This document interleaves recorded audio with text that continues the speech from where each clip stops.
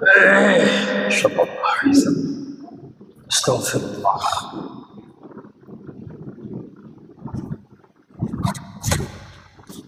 الله أكبر الله أكبر.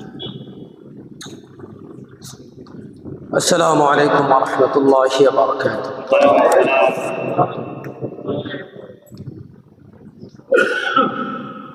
الله الحمد لله الحمد لله الذي هدانا لخير الأديان وما كنا لنهتدي لولا أن هدانا الله وأكمل لنا ديننا وأتم علينا نعمته ورضي لنا الإسلام دينا فلا نعبد ولا نستعينه إلا إياه ألف بين قلوب أهل الإيمان فأصبحوا بنعمته إخوانا ونشهد أن لا إله إلا الله وحده لا شريك له ونشهد أن سيدنا وسندنا ونبينا وشفيعنا وحبيبنا وحبيب ربنا وطبيبنا وطبيب قلوبنا وأولانا ومولانا محمدا عبده ورسوله الله الذي أرسله الله تعالى كافة للناس بشيرا ونذيرا وداعيا إلى الله بإذنه وسراجا منيرا أما بعد فأعوذ بالله من الشيطان الرجيم بسم الله الرحمن الرحيم يا أيها الذين آمنوا كتب عليكم الصيام كما كتب على الذين من قبلكم لعلكم تتقون وقال النبي صلى الله عليه وسلم الصيام جنة ما لم يخلقها وقال النبي صلى الله عليه وسلم استكثروا فيه من 4 خصال أو كما قال عليه الصلاة والسلام صدق الله مولانا العظيم وصدق رسوله النبي الكريم ونحن على ذلك من الشاهدين والشاكرين والذاكرين والحمد لله رب العالمين سبحانك لا علم لنا إلا ما علمتنا إنك أنت العليم الحكيم شكرا دور الشريف اللهم صل على محمد وعلى آل محمد كما صليت على إبراهيم وعلى آل إبراهيم إنك حميد مجيد اللهم بارك على محمد وعلى آل محمد ما باركت على إبراهيم وعلى آل إبراهيم إنك حميد مجيد صدقت يا رب العالمين صلى الله عليه وسلم الله উপস্থিত ইমানি ভাইরা মহান আল্লাহ সুবহানাহু ওয়া তাআলার দরবারে লাখ কোটি শুকরিয়া বিনয়ের সাথে হৃদয়ের গভীর থেকে যে রব্বে করিম বড় ইহসান, বড় অনুগ্রহ করে আমাদেরকে পবিত্র শাবান মাসের একদম একেবারে শেষ প্রান্তে নিয়ে আসছেন, শেষ পর্যায়ে। আজকে পবিত্র শাবান মাসের 28 তারিখ। আল্লাহ রাব্বুল আলামিন আমাদেরকে বড় ইহসান করেছেন। আল্লাহ যদি আমাদেরকে তৌফিক দেন তাহলে আমরা রমজানে পৌঁছাতে পারব। এমনও তো আল্লাহ তাআলার তালিকা আছে, আল্লাহ তাআলার তালিকার মধ্যে আছে যে আজকে চলে যেতে কোনো ধরনের গ্যারান্টি নিশ্চয়তা আছে? কোনো গ্যারান্টি। এই জন্য আল্লাহ আজকে দিন পর্যন্ত তৌফিক দিয়েছেন যে আল্লাহ, আবার সে আল্লাহ যদি আবার আগামীতে তৌফিক দেন তাহলেই আমরা রমজানের সেটা অর্জন করতে পারব। এই জন্য আল্লাহ পাকের বড় ইহসান যে এই পর্যন্ত আল্লাহ নিয়ে আসছেন, বড় দয়া মায়া করে সকলে শুকরিয়া জ্ঞাপন করি আলহামদুলিল্লাহ। আজকে শাবান মাসের 28 তারিখ, যেটা আরবিতে 29 বা 30 মাস, আজকে ইংরেজি ফেব্রুয়ারিরও 28 তারিখ, সমানে সমানে চলছে। তো যদি আল্লাহ চাহে আগামীকাল যদি, আজকেও বোঝা যাবে সৌদি আরবের সাথে আমাদের একটু ব্যবধান আছে। আজকে সৌদি আরবে 29 তারিখ, সেই সুবাদে এটা একটা বিষয়।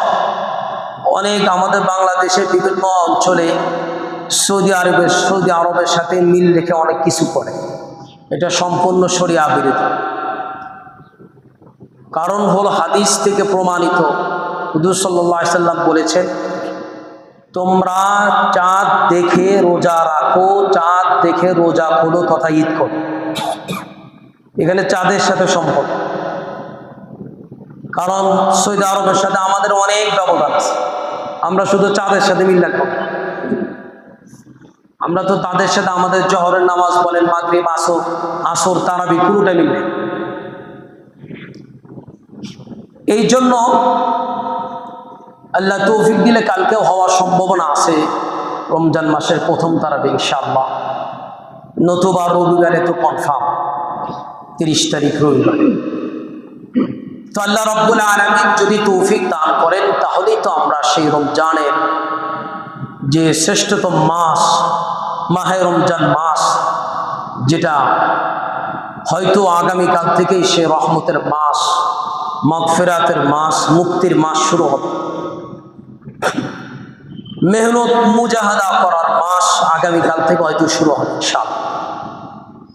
সওয়াব অর্জন করার মাস আগামীকাল থেকে হয়তো শুরু হবে। তো আল্লাহ তাআলা আমাদেরকে প্রত্যেককে রমজানে ফজিলত অর্জন করার তৌফিক দান করুন। আল্লাহ তাআলা কাউকেই রমজানের ফজিলত থেকে আল্লাহ যেন বঞ্চিত না করেন, আমিন। আল্লাহর কাছে প্রত্যেকটা ক্ষেত্রে আল্লাহর কাছে প্রার্থনা, আকুতি, মিনতি করা, আল্লাহর কাছে চাও। এই জন্য এক বুজুর্গ বলেছেন, তুমি এক গ্লাস পানি পান করবে, এটা আল্লাহর কাছে তৌফিক চাও। অনেকে আছে পানি পান করতে পারে না, এর আগে দুনিয়াতে বিদায়। অনেকে আছে এক লোকমা খানাও দিতে পারে না, হলক কণ্ঠনালীর মাঝখানে এসে খানা আটকে। এরকম আছে না? নাই। প্রত্যেকটা জিনিস আল্লাহ পাকের তৌফিক ছাড়া হয়, আল্লাহর কাছে তৌফিক চাইতে। তো রমজান আল্লাহ সুবহানাহু ওয়া তাআলা পবিত্র এই শ্রেষ্ঠতম মাস আমাদেরকে আল্লাহ তাআলা যে উদ্দেশ্যে দিয়েছেন, সেই উদ্দেশ্য যদি আমরা অর্জন করতে পারি তাহলে রমজানের পরিপূর্ণ ফজিলত, বরকত আমরা অর্জন করতে পারব। শরিয়াতের প্রত্যেকটা আমলের একটা সহি মাকসাদ, সহি উদ্দেশ্য থাকে। সেই উদ্দেশ্য যদি অর্জন করতে পারে তাহলে সেই আমলের পরিপূর্ণ ফায়দা, উপকারিতা সেটা অর্জন করা যায় বা হাসিল হয়। এই মাহে রমজান মাস, পবিত্র মাহে রমজান মাস, আল্লাহ তাআলা আমাদেরকে কি উদ্দেশ্যে দান করেছে? রমজান মাস সারাটা বছর ঘুরে একটা মাস আমাদের কাছে আসে, এমনিতে আসে, কোনো উদ্দেশ্য ছাড়া তো আসে না। আল্লাহ তাআলা সেই উদ্দেশ্যের কথা, যে আমি রোজা কেন দিয়েছি, সেই রমজানের উদ্দেশ্য আল্লাহ তাআলা সূরা বাকারার 183 নম্বর আয়াতে সেই রোজার উদ্দেশ্য আল্লাহ তাআলা তুলে ধরেছে। রমজানের উদ্দেশ্য কি, এটা যদি আমাদের প্রত্যেকের মাথার মধ্যে থাকে, সামনে থাকে, তাহলে সেই অনুযায়ী যদি আমাদের চলা সহজ এবং চলতে পারি, তাহলে রমজানের পরিপূর্ণ উপকারিতা এবং বরকত আমরা অর্জন করব। নতুবা তো সারাদিন ক্ষুধার্তই থাকে, এছাড়া কোনো উপায় থাকে না। আল্লাহ তাআলা পুরোটা বছর ঘুরে একটা মাস কেন দিন? আল্লাহ তাআলা এই জন্য পবিত্র কোরআন কারীমে সূরা বাকারার 183 নম্বর আয়াতে কারীমে স্পষ্ট আল্লাহ তাআলা ঘোষণা ফরমান, ইয়া আইয়ুহাল্লাযীনা আমানু, হে ঈমানদারেরা, হে ঈমানদার, হে মুমিন, কুতিবা আলাইকুমুস সিয়াম, তোমাদের প্রতি রমজান সিয়াম সাধনা রোজার বিধান তোমাদের উপর করা হলো, বিধান দেওয়া হলো, রোজা ফরজ করা হলো। কামা কুতিবা আলাল্লাযীনা মিন ক্বাবলিকুম লাআল্লাকুম তাত্তাকুন, যেভাবে তোমাদের পূর্ববর্তী লোকেরা তাদের প্রতি রমজানের বিধান ছিল, রোজা ফরজ ছিল। তা আমি কেন দিয়েছি? আল্লাহ একেবারে শেষ অংশে বলে, এই আয়াতে সূরা বাকারার 183 নম্বর আয়াতের একদম শেষ অংশে বলেন, লাআল্লাকুম তাত্তাকুন, এই সিয়াম সাধনা, এই একটি মাস তোমাদের যে আমি রোজা দিয়েছি, পুরা বছর ঘুরে এসে একটি মাস রোজা দিয়েছি, লাআল্লাকুম তাত্তাকুন, যাতে করে তোমরা তাকওয়া পরহেজগারী হতে পারো, যাতে তোমরা মুত্তাকি পরহেজগারী আল্লাহওয়ালা হতে পারো। মুত্তাকি এটা একদম সহজ বাংলা অর্থ হলো, গুনাহ থেকে যিনি বিরত থাকেন তাকে মুত্তাকি। সব ধরনের গুনাহ থেকে বিরত থাকার নামই হলো তাকওয়া। আর যিনি সব ধরনের গুনাহ থেকে বিরত থাকেন, সংযমী হন, তাকেই মুত্তাকি বলে কোরআনে। তাহলে আমাদের সামনে একদম পরিষ্কার যে আল্লাহ তাআলা সিয়াম সাধনা রমজানের উদ্দেশ্য, মাকসাদ, আল্লাহ তাআলা লক্ষ্য কি বললেন, উদ্দেশ্য কি? যাতে করে তোমরা মুত্তাকি হতে পারো, কথা তোমরা গুনাহ মুক্ত জীবন করতে পারো। যে একটা মাস তোমাদেরকে সিয়াম সাধনা দিয়েছি, কেন? যাতে করে গুনাহ থেকে সংযমী হতে। তাহলে রোজার উদ্দেশ্য হলো যাবতীয় গুনাহ থেকে বিরত থাকার নামে হলো রোজার উদ্দেশ্য। না খেয়ে থাকার নাম রোজা, সারাদিন না খেয়ে থাকার নাম রোজা। এবং শুধু জিকির আজকার করার নাম শুধু গুনাহ থেকে, যাবতীয় গুনাহ থেকে বিরত থাকার নাম হলো রোজা। তাহলে এই রোজার এই উদ্দেশ্য যদি আমরা হাসিল করতে পারি, তথা রোজার পুরাটা একটা মাস সব ধরনের গুনাহ থেকে যদি বিরত থাকতে পারি, তাহলেই রোজার যে উদ্দেশ্য এটা পরিপূর্ণ বরকত আমরা পেয়ে যাই, অথবা কিচ্ছু আমরা পাবো। এই জন্যই আমাদেরকে এই জিনিসটা, যেহেতু মাঝখানে 1-2 দিন আছে, আমাদের সামনে থাকতে রোজার উদ্দেশ্য। এখন বুঝতে হবে সাধারণত গুনাহ হয়ে থাকে দুই ভাবে, এক হলো পেটের কারণ, আর হলো যৌনাঙ্গের কারণ। তাহলে সাধারণত গুনার সম্পর্ক দুইটা জিনিসের সাথে, খাওয়া দাওয়ার সাথে, আর একটা হলো যৌনাঙ্গের সাথে। মানুষ দুনিয়াতে মানুষ অপরাধ অন্যায় যা করে এই দুইটা জিনিসের কারণে, এক পেটের কারণে, আর হলো নিজের যৌনাঙ্গের চাহিদা পূরণের। আর এই সিয়াম সাধনা রোজার মাধ্যমে এই দুইটা গুনাহকে নিয়ন্ত্রণ করার একটা অভ্যাস গড়ে ওঠে। শুধু রমজান সিয়াম সাধনা রোজার মাধ্যমে শুধু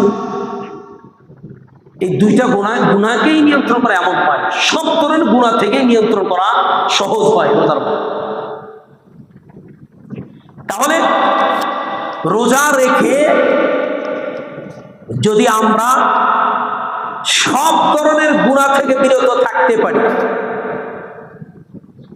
চোখের গুনাহ, হাতের গুনাহ, দিলের গুনাহ, জবানের গুনাহ, দিমাগের গুনাহ, এক কথায় সমস্ত অঙ্গ প্রত্যঙ্গে সমস্ত গুনাহ থেকে যদি বিরত থাকতে পারি রোজা থাকা অবস্থায়, তাহলে এই রোজা দ্বারা পরিপূর্ণ আমি সাকসেস অর্জন করতে পারি। যে রোজার ব্যাপারে হযরত সালমান ফারসি রাদিয়াল্লাহু তাআলা আনহু থেকে একটা লম্বা বিস্তারিত একটা হাদিস আছে।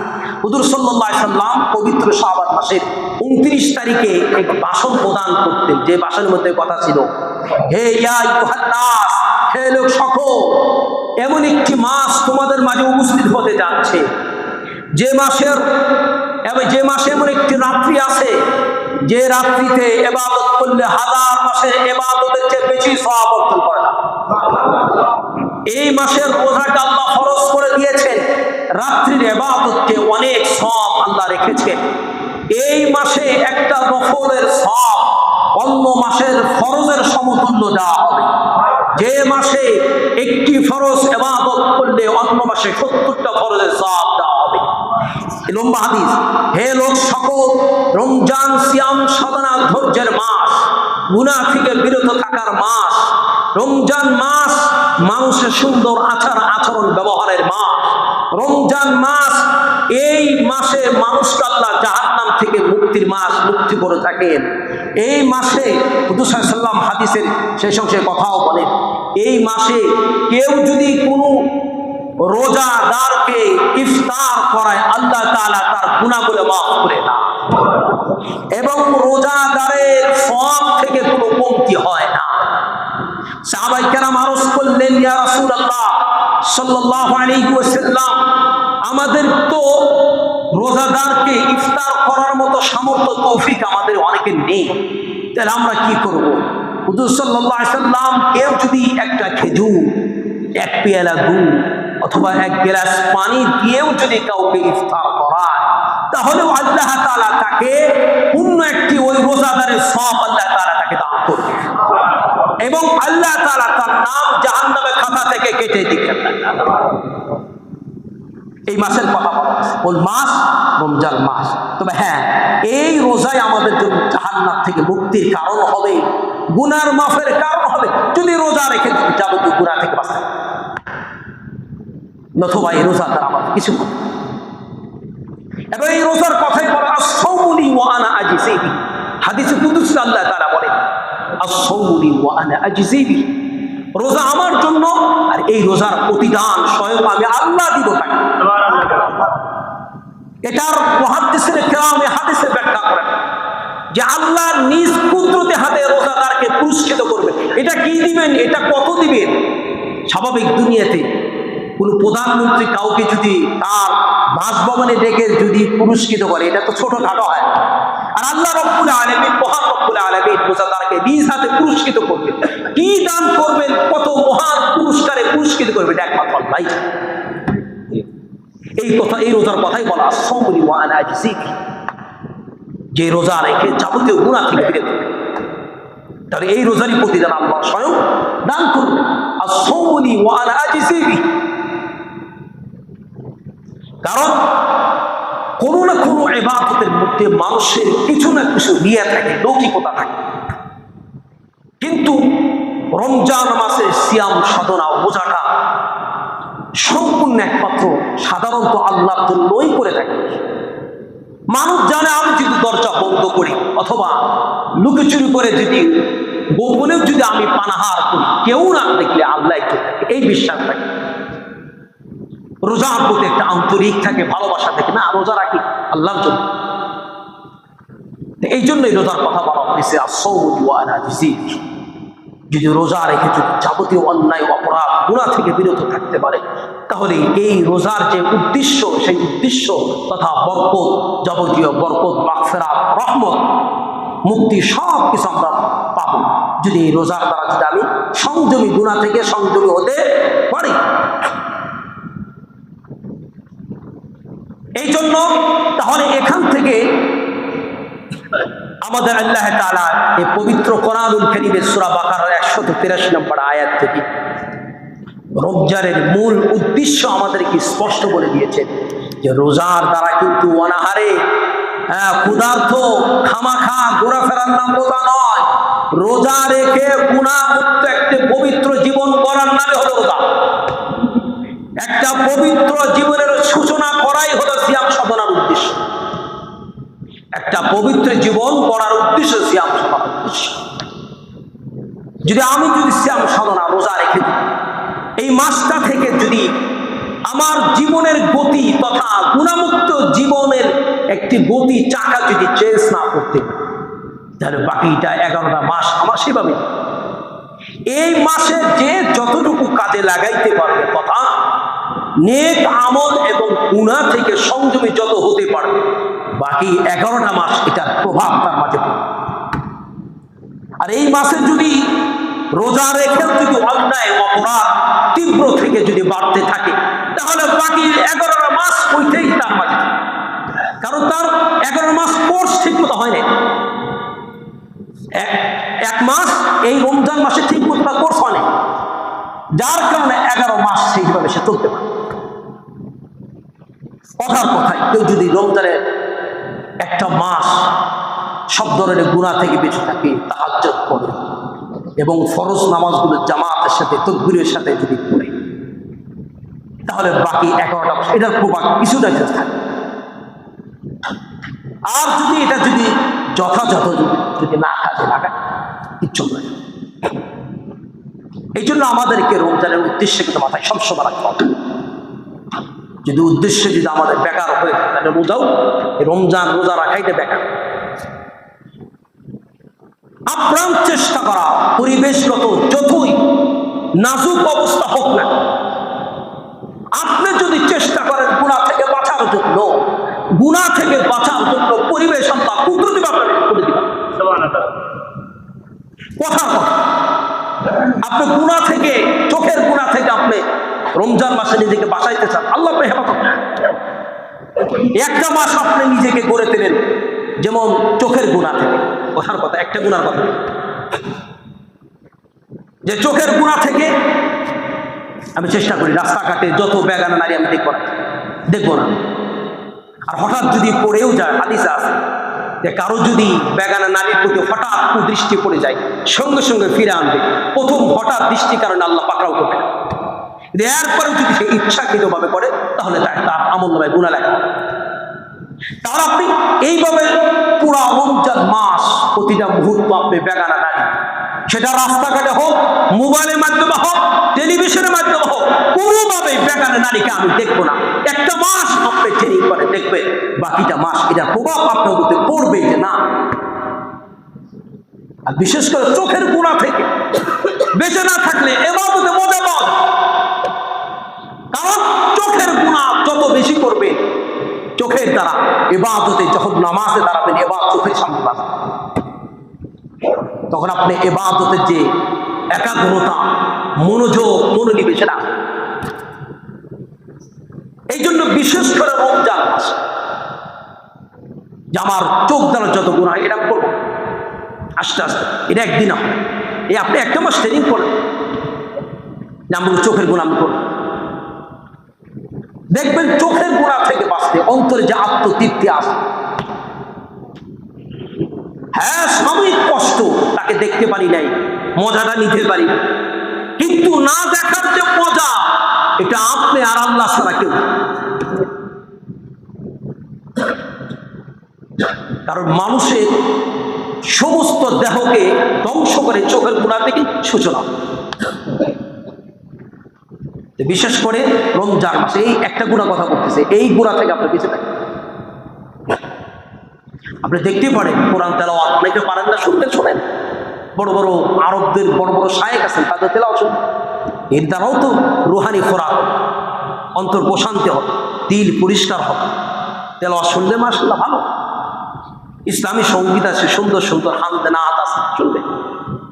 কিন্তু আপনি চিন্তা করবেন সারাদিন কোথা বেকার কেমনে কাটে, ছবি দেখি, মুভি দেখি, এটা দেখি, নাটক দেখি, কৌতুক দেখি, এটা দেখি, সেটা এটা করা যায়।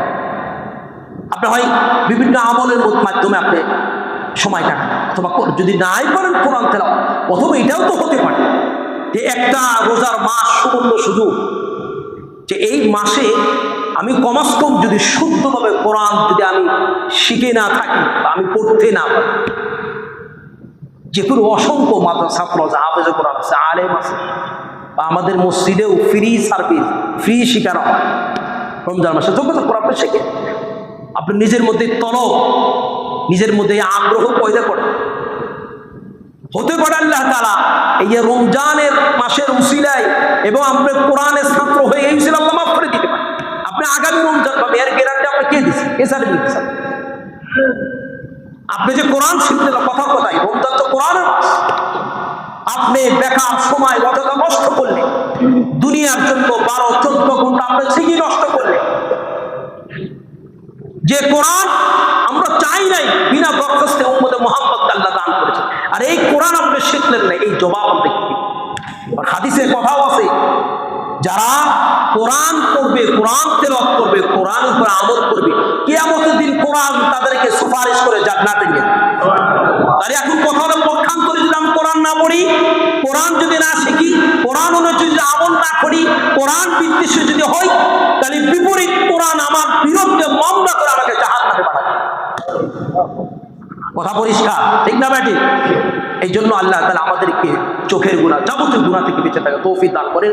রমজান আসল উদ্দেশ্য আমাদের অর্জন করা তৌফিক দান করেন। আমিন।